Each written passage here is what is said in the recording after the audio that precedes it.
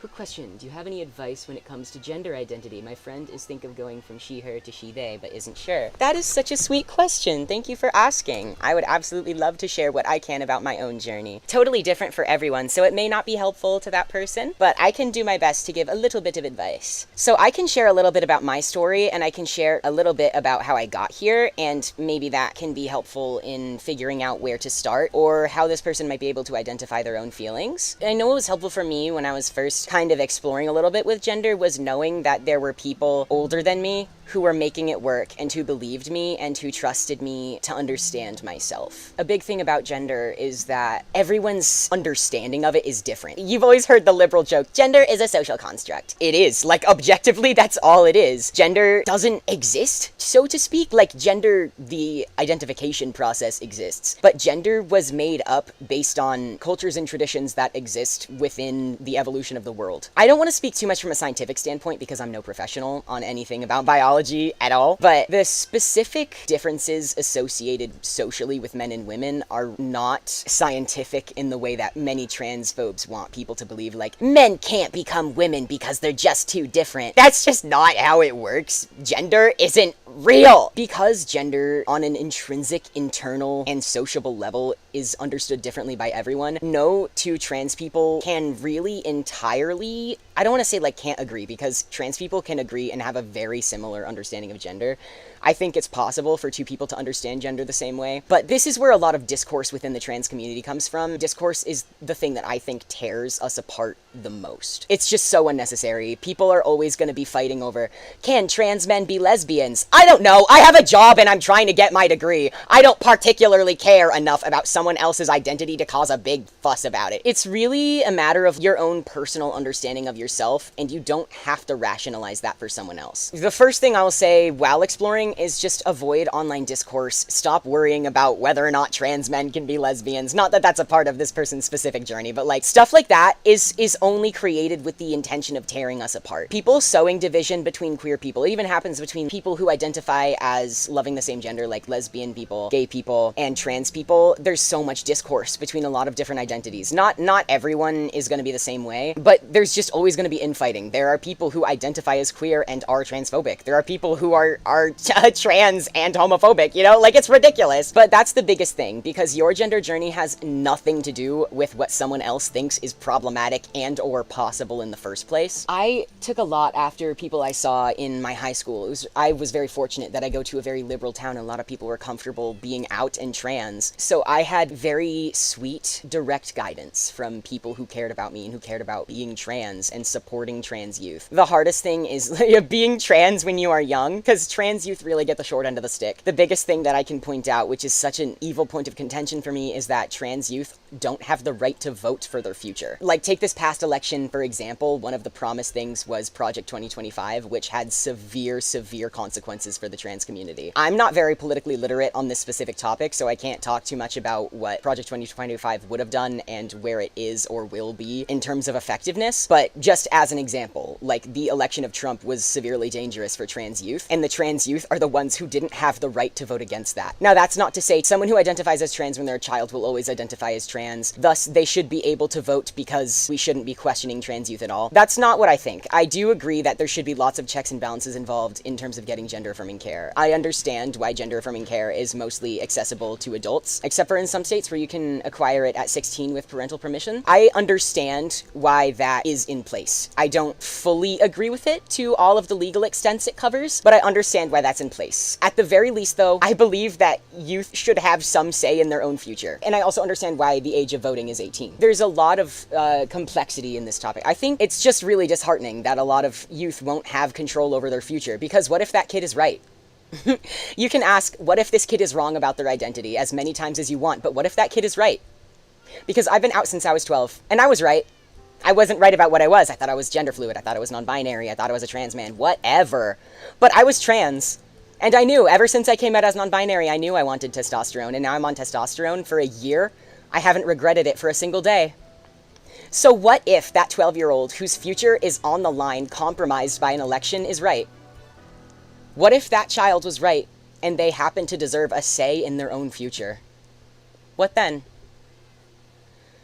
So being trans as a child is really, really hard. And that's why having queer adults in your circle that can support you is so important. I think solidarity is all we have. That's the best way to make progress. Support each other, love each other. It's so sad that in some cases that is all we have. But the most important thing is connection. And not everyone has access to that. A lot of people in the Midwest or rural areas, not so many people, no major liberal cities nearby, don't have access to adult support. That is so, so sad. I would say getting connected online to learn more is a really good option for people who don't have in-person support, which is unfortunate because at the same time, you gotta stay away from queer discourse. All queer discourse does is make you sad. That's the only purpose it serves. Getting connected online is a good and bad thing. You have to be really careful going online because, first of all, there's tons of misinformation online. There are people who want to hurt you online. There are people who hate you online and are going to make you hate yourself if you interact with them. In the case that someone comes in contact with some kind of internet bullying, especially like on a basis of being queer, unfortunately, sometimes literally the only thing you can do is block and ignore. And that's hard. I can't do it. On my PL accounts, I've recently been lashing out and crashing out at people for being transphobic in my comments because I don't have, it's so exhausting to put up with hate comments. All I do is vibe.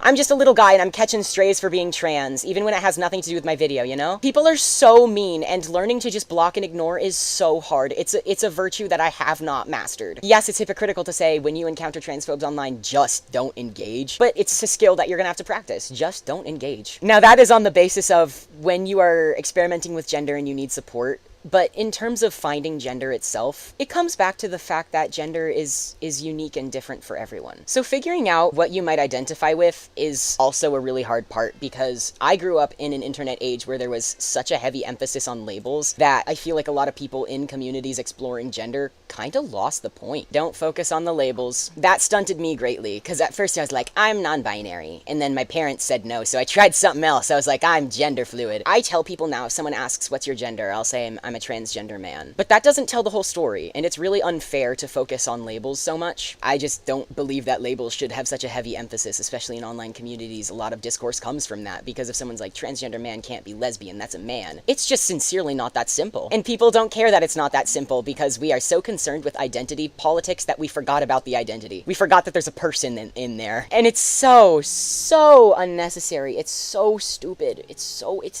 go outside, touch the grass. So focusing too heavily on labels is a huge setback for a lot of people. What matters is that you know what pronouns make you feel good. It doesn't matter if you identify as a girl, demigirl, non-binary, man. Full disclosure for anyone wondering or questioning, you have the right to identify as a woman and use he, him pronouns. It doesn't get spoken about enough. This is where he, him lesbians started existing. Now it does include trans men. Obviously, I would feel a little bit differently about a cis man calling himself a he, him lesbian. That's different. But there's history and culture to it. It's not just men that call themselves lesbians. But there are many people who identify as women.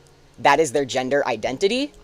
But for one reason or another feel more comfortable using he, him pronouns. It's just more complex than what people think you should or should not identify as. Only you can decide how you feel. For some people, it is a decision, which is why I use language that is a little bit outdated. A lot of the time, people don't like when you call gender identity anything related to a decision, because it's not. You can't choose how you identify. I'm a prime example of how you can't choose to be gay, because being gay involves liking men, and if I could choose not to, goodness gracious, I would be straight. Like, you can't choose your identity, but there are certain decisions that you can make about how you express yourself and what you can do to make yourself comfortable in your body, home, and identity. Just focus on your own self. Focus on what you know about yourself, what you love about yourself and your body, and what about the world makes you uncomfortable, either in your body or socially identifying with one label or another. It's about yourself. It's not about your label. And more importantly, you don't ever have to tell anyone what your identity is. You don't ever have to tell anyone. I don't have to tell anyone I'm a trans man, because that's not the whole truth. I don't identify as a binary transgender person. I don't particularly identify with the term non-binary because I feel like it is a label, although it's meant to be inclusive because it includes everything outside the binary. The fact that it is a label at all just feels to me like shoving a cat in a box. This is a really good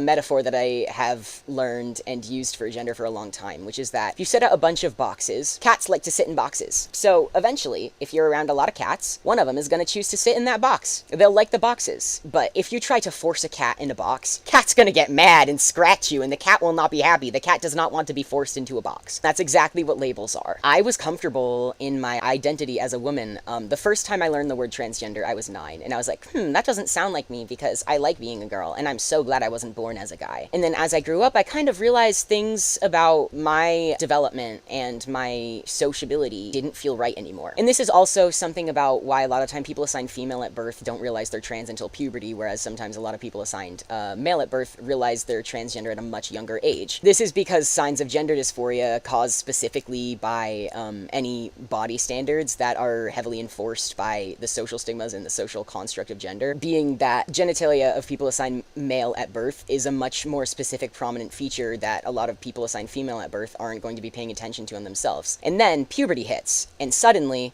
there's tits. And that is going to be a huge cause of dysphoria. So this is like genuinely, there's statistics about why trans men realize they're trans much later in life than many trans women. And it's because the actual bodily dysphoria is just intrinsically different, and that's totally okay. So I was comfortable sitting in that box of being a girl for a long time. And then as I started experiencing gender dysphoria, the actual mental illness, that was when I started realizing, oh, this box doesn't fit me anymore. I'd like to step into another. I had people in my life who tried to force me into that box. I was trying to step out of the box of using the term girl, and because people around me tried to put me in that box without my permission when I didn't want to be in that box, I became aggressive. I was provoked. When I was younger, I was very, very aggressive about people misgendering me. Whereas nowadays, I'm like, mistakes happen, and I also, in person, I don't make an effort to appear male. I appreciate my feminine presentation. That's something important to me. I love the way I express myself. But when I was 14, for example, I really, really tried to look masculine, and I identified very strongly with my masculine presentation, and that was important to me. While I was actively trying to pass as male, people kept forcing me into the box of being a woman, not because they mistook my pronouns, but because they actively disrespected my identity. They actively disrespected my chosen pronouns. Obviously, it's just really unhelpful to lash out at people and yell at people for getting your pronouns wrong. I understand how that causes division between well-meaning people who make mistakes. I know that that was unproductive of me and unprogressive to whatever my goals were, whatever my intention was. I forgot where I started and where I was going with it. Oh yeah, labels. Labels are dumb. So there are men who identify with she, her pronouns, and there are women who identify with he, him pronouns, and you don't have to understand it. A lot of people are like, I just can't understand, because what's the point of being trans if the whole identity has to do with your presentation? Sometimes you just don't have to understand. Not enough people can see that. You don't have to understand someone. You don't even have to like them. You can even be transphobic, and I don't care as long as you respect me as a human. You can hate trans people all you want, but we are all human. As long as you can see me in a grocery store and not think that I am stupid and dumb for leading a life that you disapprove of. And maybe that's unreasonable to ask,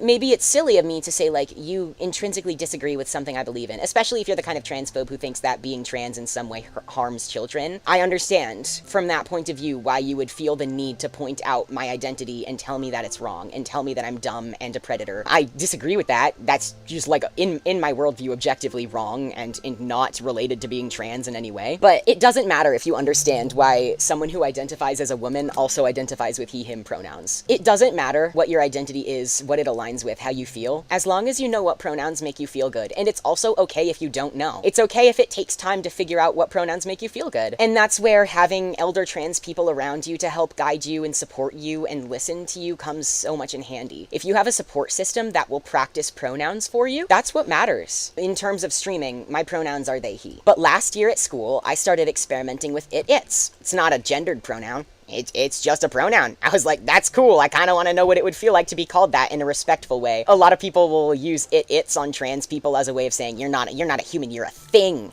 You're an inhuman thing because you're trans. But I was like, what if I could take control of that? What if being inhuman was mine and it wasn't an insult? What if I use this for my own reasons? I do have very private reasons that I use it's, but I was able to find out that it's felt nice on me when used respectfully because I had people around me who used them respectfully when I asked them to try it out on me. Obviously, it's is not a very familiar or typical set of pronouns. It's really hard for people to adjust to that. So I do expect people to make mistakes using those pronouns. I don't expect it to be perfect or right all the time. And I'm totally patient with that, especially because I do still use they, he. Like, I'm not exclusively it's. but having people in my life who were willing to experiment my its pronouns with me meant that I was able to figure it out in the first place. Else, I might not even know if I like its pronouns. It's purely thanks to people who were patient with me, took the time to practice the pronouns I asked them to because they were kind and respectful and supportive of me. That's why I know that I like its now. And by the way, that's a personal life thing. I do not wish to be called its streaming wise, but that's just like in my personal life, I like to be called its. It's not an identity thing, it's a personal understanding of how I feel, and it's not purely related to gender. For me, my usage of its pronouns has a lot to do with my mental health journey, my journey at school, struggles I faced that not a lot of people understand. It's a barrier of privacy for me. It doesn't have to make sense to anyone else. The hardest part, especially about being trans youth, is you don't always have access to the resources that make being trans understandable. You don't always have access to an elder trans person who is able to listen to you and support you and practice your pronouns. And that's so sad. That really, really sucks. As long as you can figure out a way to get in touch with your own identity, you don't owe anyone an explanation of your actual gendered identity. You really don't have to explain to anyone what term you go by. I can tell you I'm a trans man because it's easier than explaining that I'm kind of a thing in between. Even if I feel like you'll understand, even if I'm speaking with a transgender person, I think they'll understand. I don't identify as a binary trans person. It's just exhausting. The right trans people in your life are not going to tell you that there's anything particularly dumb or wrong about having a complex identity that you don't have the energy to explain even to fellow trans people. In terms of experimenting with gender, I don't want to say any one thing definitively because like I said, it is so different for literally everyone. There's no way to say, here is the rules and this is the guide of how to figure out what your gender identity is. But the best thing I can leave someone who is curious about exploring gender with is that it matters how you feel. Sometimes you don't know how you feel yet, and sometimes you don't know what pronouns are right for you yet. That's completely okay. You can experiment with that in private, or you can ask your supporters around you to experiment with it for you. Try it out. And sometimes you realize, wow, this is right, and I'm so glad I figured it out at this time in my life. Sometimes you realize, I wish I knew this sooner, it would have prevented a whole lot of pain. And sometimes you realize, it's not right for me. I actually realize that I prefer my original she, her pronouns, and I don't feel comfortable being called they, them anymore. And that is also okay. It's better that you find out what you do and don't like than that you don't ever try and end up living a lie your whole life. I hope so much. I hope all the best to your friend. I really hope that whatever they do, wherever they go, however much time they spend experimenting, whether it's in private, whether or not they have people in their physical location to support them, I hope that they figure out whatever it is that they want to figure out. Doesn't have to be gender, doesn't have to be permanent, doesn't have to be politically or sociably correct in any way. Politically and sociably correct doesn't exist. All the people figuring it out right now for the first time, I hold so much love. I'm gonna cry. Oh, I'm gonna cry. I hold so much love, respect. I don't want to be weird about saying like a wish to protect. I wish there was more I could do to protect baby trans people. Baby trans as in like just figuring it out right now, not as in like actual young people. But that's a term that I've been using a lot. There's so much I wish I could do, but it's like I said, it's so hard when trans youth can't take control over their future. They can't vote. They can't protect themselves. All I can hope is the best. And I really, really send so much love and so much good luck to your friend. Thank you for asking. That is so sweet. I'm really, really glad that if any way I could be of support and guidance with my answer. It's not perfect. Talking about it is important to me. Thank you for sitting through my whole long-winded answer because it's important to me that I'm able to express everything with the nuance and intricacy and sensitivity that it deserves.